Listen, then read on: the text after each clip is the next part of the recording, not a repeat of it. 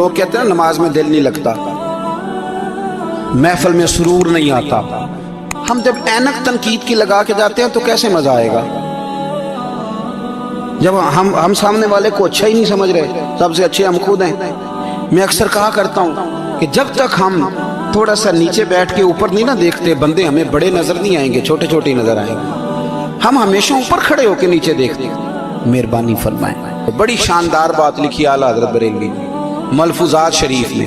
آپ فرماتے ہیں دو بڑے زبردست قاری تھے، تلفظ اچھا ہی ہونا چاہیے، لیکن اس کا یہ مطلب نہیں کہ پھر آپ سب پہ تنقید ہی کرتے رہے۔ تو اعلیٰ حضرت فرماتے دو قاریوں نے نا ایک بزرگ کے پیچھے نماز پڑھی، تو ان کے نا کچھ قواعد مستحب، کچھ قواعد ٹھیک نہیں تھے، تو کہنے لگے شہرت تو بڑی سنی تھی پر بابے کو تو قرآن بھی صحیح نہیں پڑھنا تھا۔ یہ اعلیٰ حضرت نے لکھا ہے، چھوڑو جو یہ بھی کو بلی ہے۔ فرماتے ہیں بس مستحب قواعد ٹھیک نہیں تھے، جو چیزیں ضروری ہیں وہ ٹھیک پڑھتے تھے بابا جی۔ اب ان دونوں نے تنقید کی دل میں، اور باہر نکل گئے ایک دوسرے سے کہنے لگے یار کتنا سوچ کے آئے تھے پر یہ تو قرآن پاک بھی ٹھیک نہیں پڑھتے۔ اب موسم تھا تھوڑا سا ایسے ہی معتدل موسم تھا، نہ زیادہ گرمی تھی نہ زیادہ سردی تھی، قریب ایک جھیل تھی، کپڑے اتارے، تہمتیں باندھی اور جھیل میں گھس گئے نہانے کے لیے۔ ایک شیر آیا تو کپڑے اٹھا کے لے گئے۔ اب بندہ پانی میں کتنی کو دیر رہ سکتا ہے؟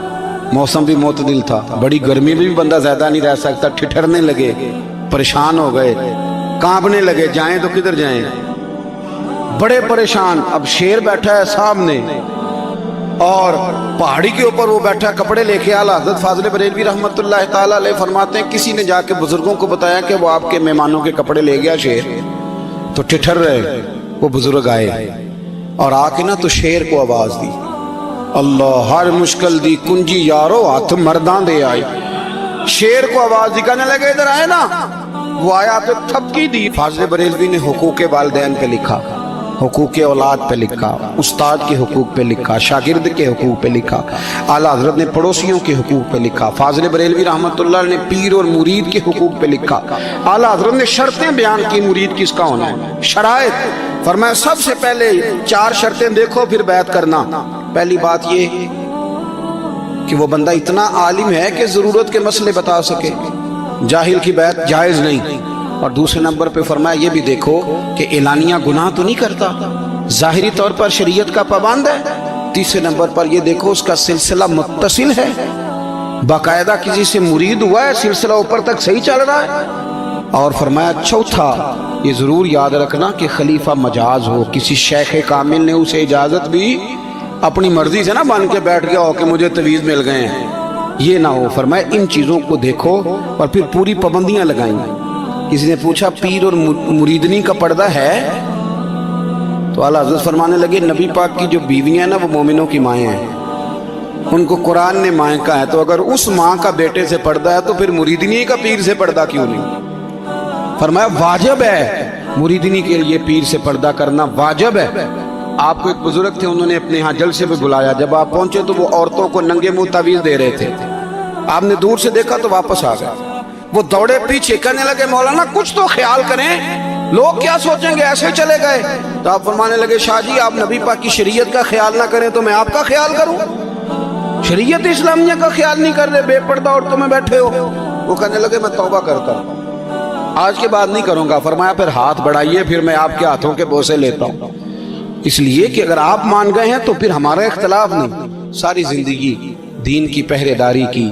اعلیٰ حضرت رحمت اللہ علیہ نے آج سے 150 سال پہلے کہا تھا مسلمان اپنے بینک قائم کریں، اپنا سرمایہ۔ ایک جو باتیں آج کر رہے ہیں نا آپ کے لوگ دانشور، وہ 125 سال پہلے کہا تھا کہ اپنے بینک بناؤ، آپس میں مسلمان تجارت کریں۔ فرمایا اپنا پیسہ ایک دوسرے پر خرچ کرو، غریبوں کو وظائف دو، وہ سارے طریقے اپناؤ جو صحابہ نے اور محبوب کریم نے ہمیں عطا فرمائے۔ مسلمانوں کی فلاح پر انہوں نے بڑا کام کیا۔ وہ زمانہ اقبال پہلے کہا کرتے تھے سارے جہاں سے اچھا ہندوستان ہمارا، پھر اللہ نے توفیق دی تو کہنے لگے نہیں، خاص ہے ترکیب میں قوم رسول ہاشمی۔ اعلیٰ حضرت اسی زمانے سے کہہ رہے تھے نہیں بھائی، جو مصطفیٰ کے غلام ہیں ان کا منصب اور معیار الگ ہے، بڑی محبت سے زندگی گزاری، اللہ سے بڑا ڈرتے تھے۔ سید ایوب علی رضوی صاحب آپ کے خلیفہ ہیں، وہ کہتے ہیں ایک چھوٹا سا بچہ صبح صبح آ گیا, کہنے لگا حضور آپ کی کل دعوت کرنی, آ جائیں گے؟ آپ نے فرمایا آ جاؤں گا. کہنے لگا میں یتیم ہوں, باپ میرا فوت ہو گیا اور میرا بڑے دل کرتا ہے آپ سے محبت ہو گئی. فرمایا کب آؤں؟ اس نے کہا کل آ جانا. کیا کھلاؤ گے؟ تو چنے کی دال اس نے جھولی میں ڈالی. کہنے لگا حضور میں لے آیا ہوں, رات کو بھگاؤں گا, کل آپ کو کھلاؤں گا. آپ بیمار رہتے تھے, دوپہر کو سوجی کے بسکٹ کھایا کرتے تھے. سید صاحب کہتے ہیں جب وہ جانے لگا تو اعلیٰ حضرت فرمانے لگے اگر اجازت دو تو ایک بندہ ساتھ لے آؤں. کہنے لگا لے آؤ. فرماتے ہیں اس کے گھر گئے تو اندر بیٹھنے کی جگہ بھی نہیں تھی. 1000 کتاب کے مصنف, لاکھوں کروڑوں مریدوں کے پیر, امت مسلمہ کتنے بڑے لیڈر. کہتے ہیں اس نے نا باہر گلی کے باہر دروازے کے باہر چٹائی بچھا دی. کہنے لگا حضور اندر جگہ نہیں ہے, میری اماں ہے اور آپ عورتوں سے بڑا پردہ کرتے ہیں. اعلیٰ حضرت باہر بیٹھ گئے زمین, اس کو کہتے ہیں لاجپال پیر. باہر بیٹھ گئے, وہ چنے کی دال لایا اور باجرے کی موٹی روٹیاں. آپ کو تکلیف رہتی تھی پیٹ میں, آپ وہ چیزیں استعمال نہیں کرتے تھے, پر 1.5 روٹی کھائی. کھانے کے بعد کہا جائیں. کہنے لگا نہیں میری اماں آگ جلا رہی ہے, چائے پی کے جانا.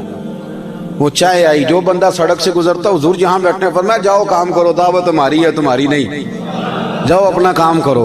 وہاں بیٹھ کے کھانا کھایا. جب واپس نکلے تو اس بچے نے اجازت دی جائیے. واپس آئے تو کچھ چہرے پہ کمزوری کے آثار تھے, کچھ تکلیف پیٹ میں شروع ہو گئی.